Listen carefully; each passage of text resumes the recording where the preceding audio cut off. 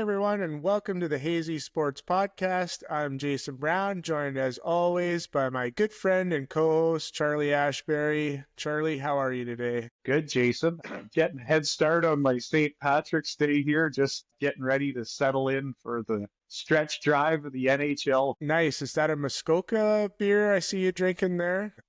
Little cream ale for good morning beer. Yeah, nice. I've opted for a Busch Light myself, just kind of nice and easing into it. We've got a full day of games, so should be fun. And it's, the last episode we talked trade deadline moves, a lot of excitement there. Now we've had a chance to see basically all the teams in the hunt in their final state as they make their playoff push. What's jumped out at you since we last talked in terms of teams? Well, I've watched, again, I'm an Edmonton fan, so I'm focusing mainly on them, but I really like this Jake Wallman, what he's bringing to the table. Like, he's not an ultra physical guy, but he moves the puck nice, which I think a team like Edmonton needs to have that outlet and have the breakout pass and just another skilled guy at the back end. So I thought he's been a really good addition. Other than that, surprisingly, Carolina looks pretty dangerous, which I know we kind of ripped them. Yeah, I had them written down too, and the Wallman thing stings a little bit because he was with the Wings last year, and we pretty much gave him away for nothing. But yeah, he's looking really good with the Oilers. But yeah, the Canes, 6-game win streak right now. They look like they're playing loose and fast. Maybe with all the Rantanen drama behind them, they can kind of just get into their system. But I watched them play against the Wings last night, and they're suffocating when they play a system under Brindamore that Detroit, the first period or so, they could barely even get it out of their own end. I was impressed. Is there a chance that maybe we're not as smart as NHL GMs? It's possible. It is possible. Yeah, we've got lots of opinions, but yeah, we gotta, I guess, give them credit. But we weren't the only ones throwing the Carolina GM under the bus. In fact, there was an interview I heard with Rod Brindamore on a local media outlet where he was basically saying we should have never signed him. We knew Rantanen wasn't going to play here. And basically he was kind of suggesting any guys that have left haven't left because they didn't like it in Carolina. They left because they're getting better offers from other teams, which seemed like a little bit of a shot fired at the GM for not paying these guys. I also thought it was crazy that, like, they're basically saying what Rantanen said as soon as he got there, that I don't want to stay here. I know it's after the fact and he's not on the team anymore, but now that if you're a guy that's thinking about going there and these guys are putting out Rantanen's dirty laundry, it seems kind of risky, I think. Yeah, I agree, but I don't know. It doesn't seem to be affecting them right now.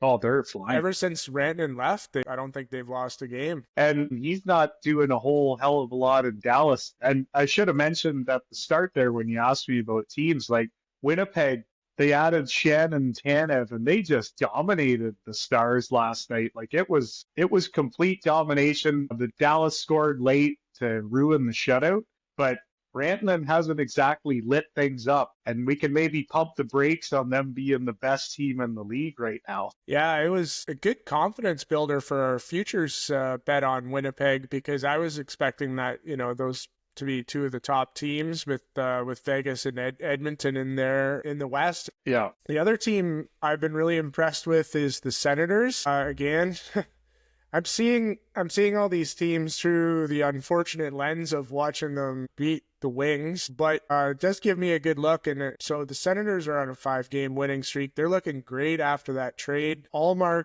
in net is playing awesome. When they beat Detroit almost got 50 shots, and like Detroit was playing well. I can't really fault them for that, but they've got a hot Allmark. They've got Brady Tkachuk, doing his thing. Cousins looking really good after the trade. Even the energy in the building when you see those games, it's like there's something there where that team believes in what they're doing. And right now, if the playoffs were to start today, Ottawa would be against Florida, which would be, you go from seeing the Tkachuk brothers playing on the same team going head to head in the playoffs. That would be a pretty cool storyline to follow. That would be nuts. I never noticed the matchups, but what a steal getting Cousins for Norris, who I know is a highly touted guy, but he's already hurt. He went out last night. But Cousins in the first 3 games had 18 hits and 2 goals. Like it's almost like he's like, exhaling that he's finally out of Buffalo and he can, just play. But he looks like an absolute bargain for what they gave up. Absolutely. And now we were kind of shitting on the Sabres before, but apparently Dahlin's going to management, wanting some answers and just things not going well. That is the one game the Wings have actually won since the trade deadline was 7-3 win over Buffalo. Kane got 5 points there. I thought maybe that was a turning of the tide, but then lost another tough one to Carolina last night. But things in Senators Nation look like they're moving in the right direction. And I don't want to rain any more on your Wings parade, but they released a ranking of the team's remaining schedules, and Detroit actually has the toughest remaining schedule. Yes, I saw that. It's funny. Like I think they've lost 7 of their last 8 games, and they're still only 2. I believe they're only 2 points out of a playoff spot. But just the way they're playing now doesn't really give me any confidence that they would do anything if they did make the playoffs. They were saying too, I was flipping back and forth and I caught some of their game the other night, and they said they did the exact same thing last year. They went on like a 7-game losing streak right at a pivotal time of the year and ended up obviously missing the playoffs. So you still got 17 games left, 16? Yeah. So there's time to get hot, but like you say, it's a tough schedule. They're playing a lot of playoff teams on the home stretch, and Mrazek actually looked pretty good from the 2 games he's played. What felt like almost a throwaway move at the deadline. I'm optimistic there, but yeah, things haven't went well, but yeah, definitely. The 2 teams that jumped out at me is just sort of post-trade deadline were the Canes and the Senators in terms of getting hot. Anything else jumping out to you from a team perspective? Not so much a team, but a country. Every Canadian team right now has a chance to make the playoffs. And I think I'm sure Bettman's pulling the lever somewhere to try and not make that happen. Even a team like Montreal, who 2 months ago you would have thought has no chance. I think they're 4 points out of 8th right now. That would be incredible. Even if 7, because I can't see Vancouver making it. I just think they're too fragile a group. But if we can get 7 Canadian teams in the playoffs, that would be incredible. I wonder when the last time all the Canadian teams made the playoffs was. That's a good question. I wonder if that's ever happened. I guess we should have done our homework on that one beforehand. Well, you just always assume that, but you always assume one of them's going to suck. Yeah, it's been definitely been a while. You were kind of mentioning a bit of a stat that you saw in the Leafs although they're doing pretty well in the standings, their record against playoff teams is not great.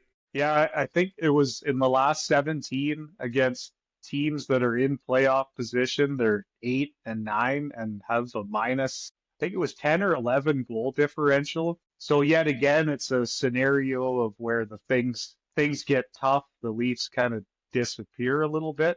But did you watch any of the Leafs Panthers this week? I just caught the highlights of that game. Because man, that was like playoff atmosphere type stuff. Like, Panthers ultimately won the game, but for once the crowd was loud. The crowd was into it. Like we're getting into that stretch now where all these games are going to mean something. And it was nice to see some intensity from that team and from that crowd. Yeah, I saw Domi got in a fight and handled his business pretty well there. He looked like he was out to fire the crowd up there with a big hit right before that. And then had a nice short work of Schmidt. And had a nice goal too. Like he ripped a wrister and was pumped up, and he was actually like calling on the crowd, like, let's make some friggin' noise in here. Yeah, I've always wondered a former London Knight. I got to see him play quite a few times live when he was with the Knights, and he was just a dominant player in the OHL, and it's just never quite translated to the NHL, but he seems to be kind of playing probably his best hockey that he's played so far. Would that be safe to say? I think he's definitely. I think he had a couple good years before this, but it seems like he's found a role now, like in that bottom six energy guy that can score the odd goal. Sort of like a poor man's Sam Bennett, I guess I would say. But that city needs to step up the crowd. Like, you've got a legit contender there. Like, that place should be loud as hell every night, right? Yeah, especially a game like every night, but especially a game like that. Well, that game, if they win that game, they're tied with Florida for that, that spot that you want, that number 2 spot where you get to play. Well, actually, would it be Ottawa that they would be matched up against it? That would be the 2-7, right? Well, now, yeah. Well, right now it would be like if they would have won, then yeah, it would be would have been Toronto and Ottawa. Could you imagine that? My God, that would be like Brady Tkachuk's friggin' dream to stir up that Toronto crowd for 7 games. That actually brings me to something I wanted to get your opinion on, because I know we've been pumping Brady Tkachuk's tires quite a bit ever since the Four Nations, but yeah. I was doing my captain power ranking, looking at all the captains in the NHL, because I was trying to think, how many current captains would you take over Brady Tkachuk if you were heading into a playoff run? And there's 4. I had him 5th on my list.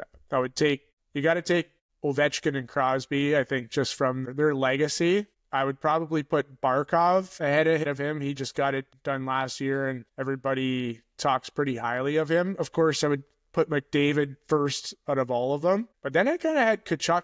I had Tkachuk, Matthews, Jamie Benn, and kind of Kopitar in that next group. So my question to you is, if you were a Leafs fan right now, and Ottawa offered you a 1-for-1 trade, Matthews for Tkachuk, who would you rather have leading your team into the playoffs right now?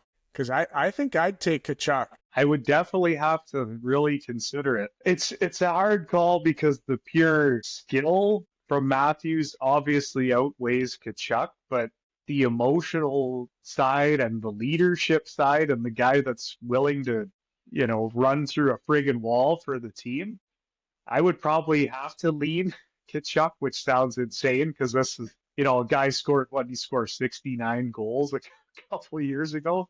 Yeah, I think you can't, like we've talked about this, those guys like a Tom Wilson that score and do all the dirty shit is why we were so puzzled by that JT Miller trade. Like, those guys are so few and far between. And like, there's no doubt Matthews is a better player skill wise, but does he make others around him better? I don't get that sense as much. Like, he probably does, but I think the Cousins example is perfect. I think he's coming to a team with the leadership with Brady Tkachuk, and all of a sudden he's in that environment with a leader like that. Personally, I'd rather have a captain that could throw the gloves down and chuck them with another heavyweight on the team, is still getting you at least a point a game, decent amount of goals, is much more physical and able to set the tone, and is going to just raise the level of everybody else's play. And this is why I think Winnipeg is positioned well this year, because they got Adam Lowry is the same kind of guy who's a big, tough,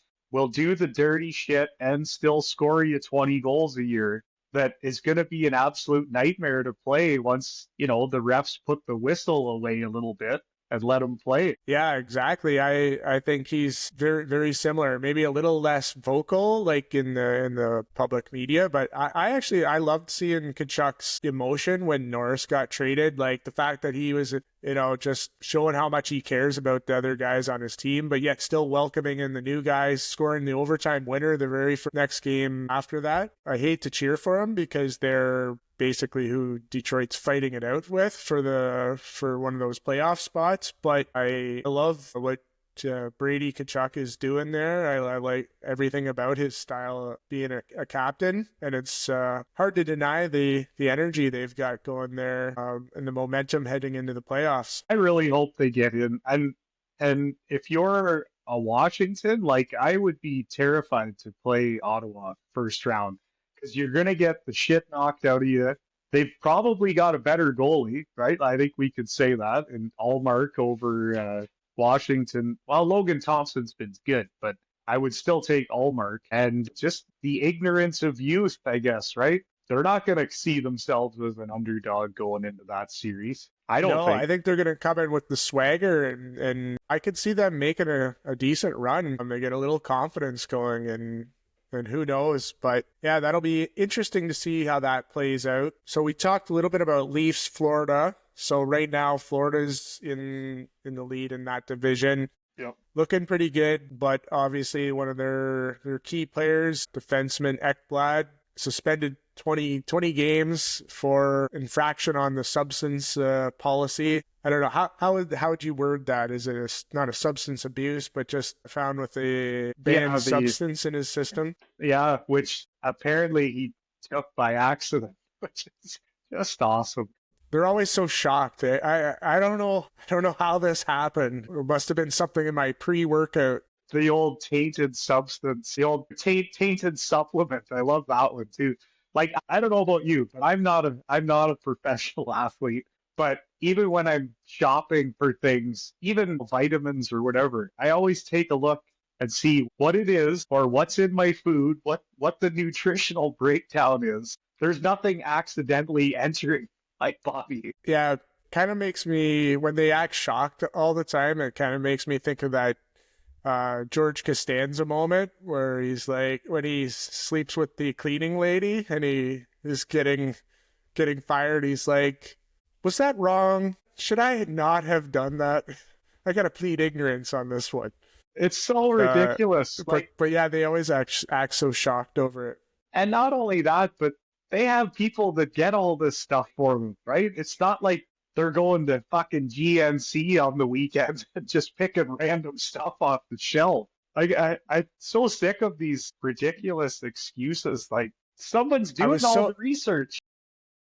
I had no idea my pre-workout was loaded with copious amounts of human growth hormone. But so much. Anyways, I think one thing, it actually kind of almost works out good for the Panthers. He's suspended 20 games, which is 18 left in the regular season, then two in the playoffs. So they're basically going to get one of their guys that logs the most ice time is going to get a nice rest heading into the playoffs and then come back fresh. So in a way, it almost actually benefits them. Yeah, I'm not going to lie. I wouldn't mind if McDavid or Draisaitl had a tainted supplement here just to take a breather until it gets to playoff time. Like, it is almost an advantage, like you said. Like, now he's going to be probably back to 100% when it comes time for the most demanding part of the season. Yeah, so that'll be interesting. Yeah, Tkachuk will be back, Marchand will be back, Ekblad will be back, and it's not like they're losing too much of a step without those guys. No, they keep rolling. It's kind of funny. For my son's birthday, we got him Leafs tickets against Florida, and he was all excited. Oh, I get to see Marchand and Tkachuk. And I'm like, no, they're not going to be playing, unfortunately. When's that game?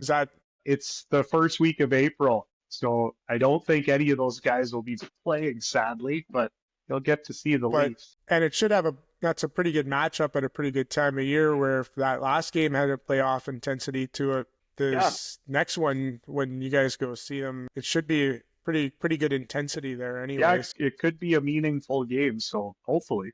Speaking of players, a lot of pretty significant player milestones that we're tracking as well. Of course, everybody knows the Ovechkin goal chase with Gretzky, but as you mentioned to me off air, Makar is on track to potentially score 30 goals. He'd be the first defenseman to do that since Mike Green. I was looking it up. I didn't realize that 30 goals for a defenseman was that rare. It's only happened Sorry. I was shocked too. It seems like we've had some pretty big numbers from defensemen recently. Yeah, I looked it up just out of curiosity. It's happened 17 times where a defenseman has scored 30 goals. About half of that has been Coffey and Oh, Orr.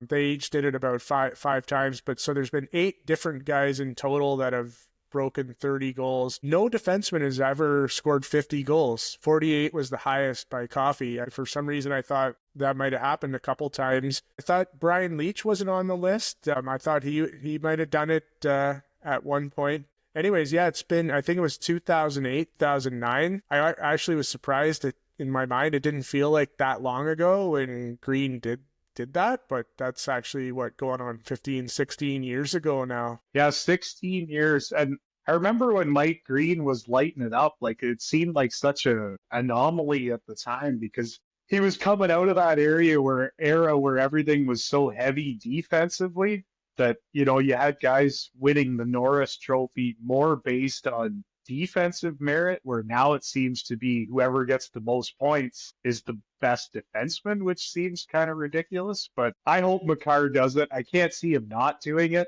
because he's just friggin' electric to watch. Like, if you want to look up something unbelievable, look up Makar goal versus the Blackhawks. I don't know if you've seen this one. Is it from last year? Yes, and he's skating towards the blue line and then cuts back and then just does this insane backhand shot. Yeah, I remember that. That was probably one of the nicest goals of last year, and just undressed the guy that was chasing him down. And then makes the goalie look stupid. And to make that backhand shot, it's just unbelievable. Yeah, so that would be quite a milestone and the first time we've seen that in a while, so that's cool to track. The other big one, probably even bigger, is Crosby's on pace to have his 20th point per game season. He's actually tied with Gretzky right now for most seasons, 19. So Crosby has never actually not done it from his rookie season on. He's done it every year. So I think it's maybe a whole different conversation getting into the Ovechkin versus Crosby, who had the better career. I think in terms of these records,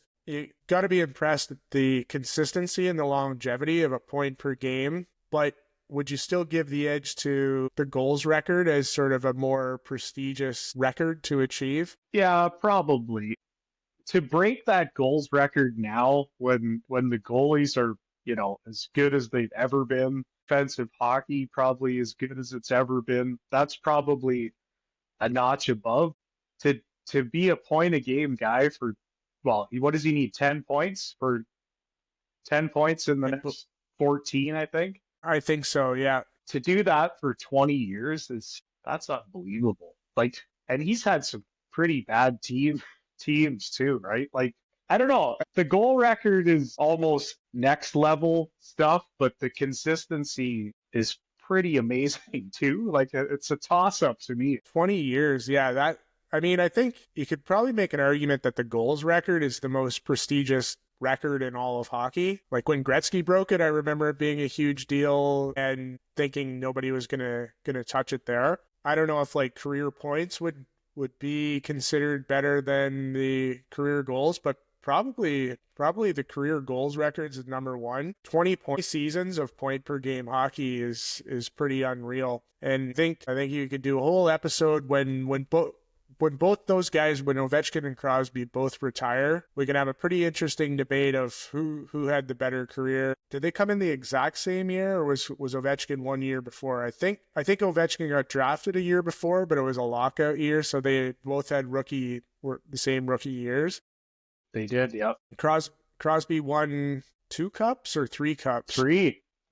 3 cups and one for Ovechkin. So that would probably be a bit of the deciding factor of giving Crosby's career a bit of a notch up. But yeah. Pretty cool to see both those guys chasing down a couple of Wayne's records that we thought would probably never be touched. Yeah, I can't believe that they're actually within reach. It's like I'm assuming Crosby's getting these 10 points in the next 14 games. So Wayne may need to open up another business here. He's losing records fast. No kidding. Yeah, I think that point one we could be seeing that for a while. Speaking of the goals record, sort of a record within that record that Ovechkin is chasing this year is the most empty net goals in a season, which you had flagged to me when we were getting ready for this podcast. So Bure is the current record holder with 9 empty net goals. Yeah, he has the record 9 in a season, and Ovi's currently at 8. He passed one up the other night. It was he had it, well, it would have been a 2-on-1, and he passed it up to his teammate who was sitting on a hat trick, and he let him get the hat trick goal. So he could have tied the record that night. So whether he'll break it or not, I don't know. But 9 empty net goals seems like a lot of empty net goals. It does, and at the same time, I was trying to make my mind up of whether we should actually care about that or not, because they're still empty net goals. How do you feel? Like, I have a hard time getting excited about that record. Yeah, it's not really anything I care about. And a lot of people have been saying that he's a bit of an empty net goal merchant, which he has been the last month and a half, but you still got to be out there. And I mean, if the net's empty, you're technically down a guy, right? I guess you got to be on a good team to get that where you're having leads more often. Right. So I don't shit on the empty net goal as much as people do, but it's definitely not a heralded record. I just, the way people talk, you'd swear he had 20 of them this year. Like, everyone seems to think he's constantly getting empty net goals. But so maybe in a year or two, Ovechkin and Crosby will both be retired, and we can do a more detailed sort of analysis or review of their career and comparing them. But two guys that are kind of on the opposite end of that spectrum that we may be doing the same comparison years down the road is Bedard and Celebrini. And you kind of made the comment to me about, is Celebrini actually the better all-around player or just the better pick? Did you want to elaborate on that at all? So I've been off for about a week, so I got a chance to watch a couple Sharks games. And to me, he just looks like the more confident and more complete player right now. And this is his first year. Like, he's already a 20-goal scorer. And people always turn to well, Bedard's got nobody to play with. Well, this guy, Celebrini for the Sharks, isn't exactly playing with the 84 Oilers himself, right? Like, he's scraping by with, he's got Toffoli, who's, a decent goal scorer. But when I watched them play the other night, it was actually San Jose and Chicago, and he just looks like a more dominant player on the puck. And he's bigger. He does more in the defensive zone. He can take more contact. And I'm not sure, like, if you were picking an Olympic team, and not next year, but maybe in 4 years after that, I'm not sure that he doesn't go before Bedard. Yeah, I think especially in the role that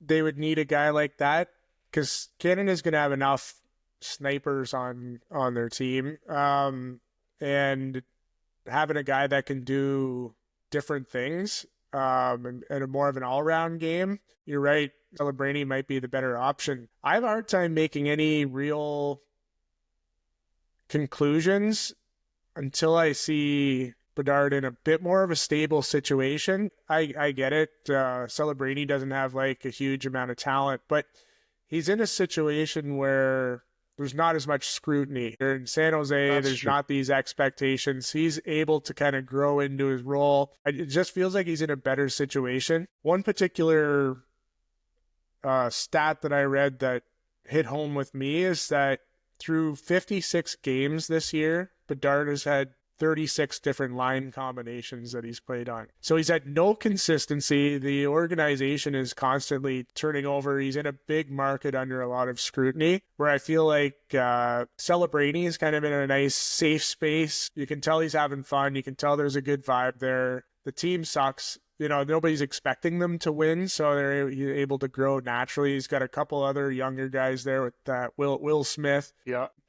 I feel like I do think you're right. He probably is the better all-around player, but I definitely think that the situation you get drafted into can make a huge difference. And Celebrini is definitely benefiting from almost like a perfect scenario for a top pick to go to and be able to grow slowly, where Bedard came in with all the hype into a big market, almost expected to like turn that franchise around instantly. And That's I think they've just been mismanaging that situation in Chicago. I would agree there. And Celebrini definitely didn't have the pressure on him as soon as he got to the league. And you're probably right. That probably makes it so much easier to just go out and play. And it's not a featured market for sure. It would be interesting to see, like, at what point does Chicago stop this, carousel of line mates and start actually putting some players with them? Like, I thought when they got that Teravainen and him and Taylor Hall or whoever, there's a start. But then they ship Taylor Hall out, and now he's not even playing with Teravainen anymore. It's like it seems like they're kind of, like you said, mismanaging the hell out of that guy.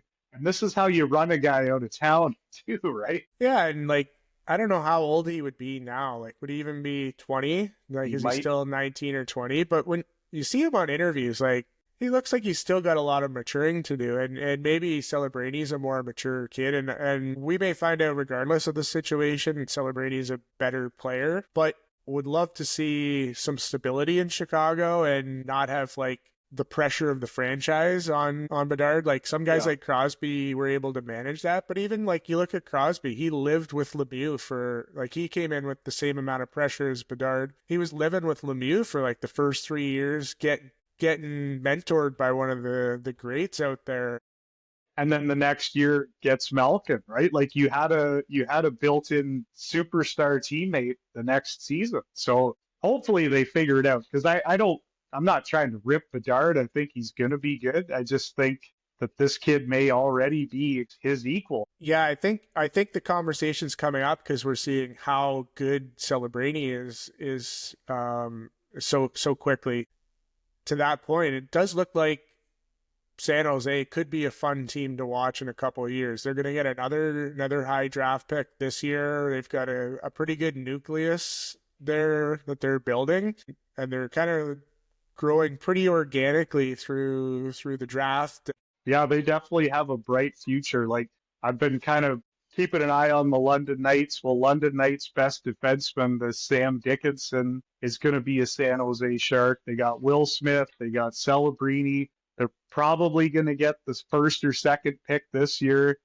They just stole this Askarov goalie from Nashville in the offseason, who everybody's saying is going to be the next, great NHL goalie. So their management has done a good job there for sure. Well, that'll be interesting to see, and probably San Jose is supposed to be a pretty beautiful place to live too. Yeah. I always think about if I was in the NHL and when all the trade stuff was going on, I was thinking about where would be like great places to go, and maybe not for the competition, but I think of places like San Jose and being in a sort of a non-hockey market would be kind of fun, where you could still Sure. go out for dinner and not be Harassed. mobbed, and you could still have a pretty normal life, but you're still making the money of an NHL player and enjoying the sunshine. Yeah, anything else you wanted to cover player wise before we jump into our report card for the week?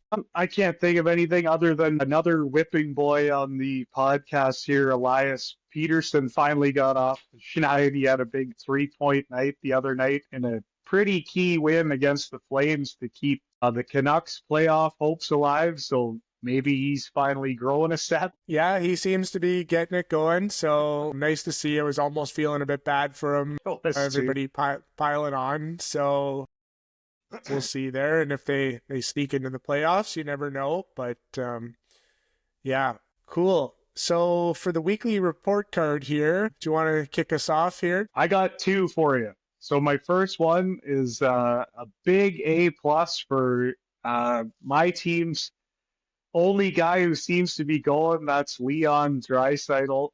He is literally the only guy producing any offense for a struggling team. He had 2 goals last night, 48 and 49, including the overtime winner.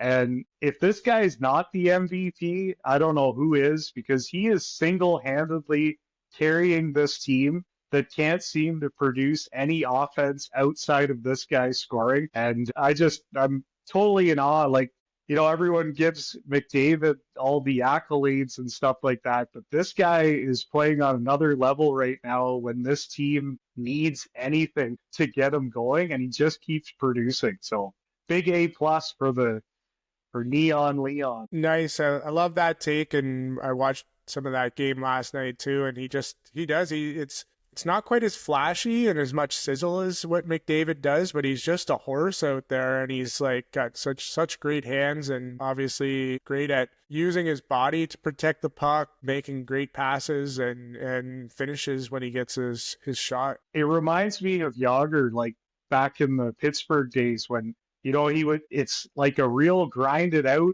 but he's going to make something happen out of a play, whether, it's just either just killing the possession or making a crazy pass, but you just can't knock him off the puck. Yeah, no, great call. I've been impressed with him, and he's definitely stepped his game up. He's been great all year, but yeah, clearly he's like the number one option there carrying that team. I got two here myself. I'm going to go with the B- for Benoit's Superman punch in the fight. If he actually landed that as a knockout punch, I would have given that an A+. I gave it a B- because I like the creativity. I know there's been a few other ones before, but who was it that did it? Bieksa did it once. Bieksa did it before, yeah, but he really jumped. Like he jumped like a foot in the air, but he didn't really land the punch. So like everybody was freaking out over it. And I thought, well, it was kind of a fun thing to see and fun to try. But if you don't land the punch, I don't think it should get that much attention, but I thought I would throw it on there for a solid B-. I like that one. So my second one is also from the Edmonton game last night, and it's for a New York Islanders defenseman, Adam Pelech. So it got to overtime, and it was 3-on-3, and the one Islanders player broke his stick. So now you're basically playing 3-on-2. McDavid makes a pass to Draisaitl, who fakes a shot, totally pulls the Islanders defender out of the way, and then Draisaitl fakes shot and passes it back to Bouchard for a one-timer. So this Adam Pelech is completely out of position, and he dives feet first to block this full-on 98-mile-an-hour slap shot with his right ankle. Like, they showed the replay, and it hits him square in the ankle, and he couldn't even stand after. They had to help him off the ice. But to just lay out like that when this, like, you've been hitting the ankle with a puck before, I'm sure. It doesn't feel nice, even if it's a 12-year-old shooting it. And Bouchard completely wound up and just absolutely crushed it right into this guy's ankle. And the guts that it takes to do that, like, total A+ for me. Yeah, I didn't see that, but I'm always amazed in general, just like the number of block shots, especially when we get into the playoffs. Guys just like literally throwing themselves in front of these slap shots. He shot his leg out, so it was literally the exposed ankle part of the skate. Like, his foot was perfectly up and down, and when they showed the replay, even the announcers were like, oh my god, he's probably got a broken ankle. Just crazy guts. Yeah, that's when we look at some of these throwback episodes, I feel like the whole blocking shots, the component of that game, that has really evolved in the last 10 years. Massive. When you see those old games, you're putting your legs together and hoping she hits the shin pads. Nobody was going down to purposely block a shot. There was a lot of flamingos going on back then. Nice. So I have a negative grade here for my last one. I'm giving an F to Connor Zeri's elbow on Peterson from Vancouver, which is the non-scoring Peterson. But not so much the elbow, but when did it not become okay to just lay a solid open ice hit on a guy? Like, it's one of the parts of the game I absolutely can't stand right now is a guy lays somebody out, perfectly clean hit, open ice check, and next thing you know, he's got 3 guys from the other team attacking him, or in this case, so Peterson laid a nice hit on Kadri. It was perfectly clean. Instantly, Zeri just like catches him from behind, jumps into him, and like elbows him. And I'm like, when I used to play minor hockey, if you got steamrolled in an open ice check, guys were like, you'd come back to the bench and the guys were laughing. You'd be getting chirped from your own teammates. It was like, sort of like, yeah, you got there. Yeah. Like it was almost like a respect to the other team. Yeah, that was a good hit. Now it's like in the NHL, anytime there's even like a hard hit of any kind, even if it's a clean one, you gotta like, they're either dropping the gloves or they're getting like cross-checked in the face after. And I just do not like that part. I totally agree. That's why it was such a big shock when Edmonton played Dallas and that Wallman kind of steamrolled Rantanen. And he actually was looking around after, like, who's coming at me now to fight? And nobody did. But it was a big talking point the next day that no one stood up for Rantanen. But I totally agree. If you get smoked, that's why the McAvoy hits in that Four Nations were so good, because it was just like a respected thing. Is you had your head down, you got rocked. Let's keep playing. Yeah, exactly. It's like kind of what you're taught from when you're a kid. You don't skate with your head down. Like obviously, if it's something dirty and you're like hitting the guy from behind or something, you expect a response. But a clean open ice check, we need to just be able to bring those back. 100%. Good. Well, that did you have anything else before we wrap up the report card, or are we the only thing I got, nothing report card related, but I just want to say check the IG because we'll be posting our sports picks today for the big slate of hockey. I got a couple good ones, I think. We've been struggling a little bit, but I think I got a couple winners today. Well, I feel like my picks have been bringing us down a little bit. Yours have been a little hitting on a higher rate, but I've been playing quit it. I gotta quit it with these three leg parlays and stuff like that. So from now on, for the T-bone picks, you're just gonna get a nice straight up over under or money line pick. I like it. I'm gonna keep it simple from now on. But yeah, keep an eye out for that. Other than that, F1 starts tomorrow. Where does that rank on a scale of 1 to 10? How much does that interest you? I enjoy it. I have a hard time because a lot of kids' sports are early in the morning, so I do miss a few of the races, but I do like to follow. And I am interested this year with, drivers moving around. Hopefully it's a little more competitive this year as far as the race to the title. Yeah, I'm pretty excited for it as well. I'm pretty new to F1. I think I remember I had COVID like 3 years ago in March, and I was out of commission for like a week just in bed, and I had not watched that Drive to Survive series, so I just ripped through like 4 or 5 seasons of that, whatever there was, and then the next season started after that. But I've never since I started following F1, Verstappen has just dominated up until a bit towards the end of last year. So this year actually is a little more open, so I'm pretty pumped. Yeah, and seeing Lewis Hamilton with Ferrari, seeing some driver moves and having it be a little bit more wide open, and not sort of a foregone conclusion with who is gonna be kind of fun. The other thing I've always liked about it is like 1 day per week you get all the drivers.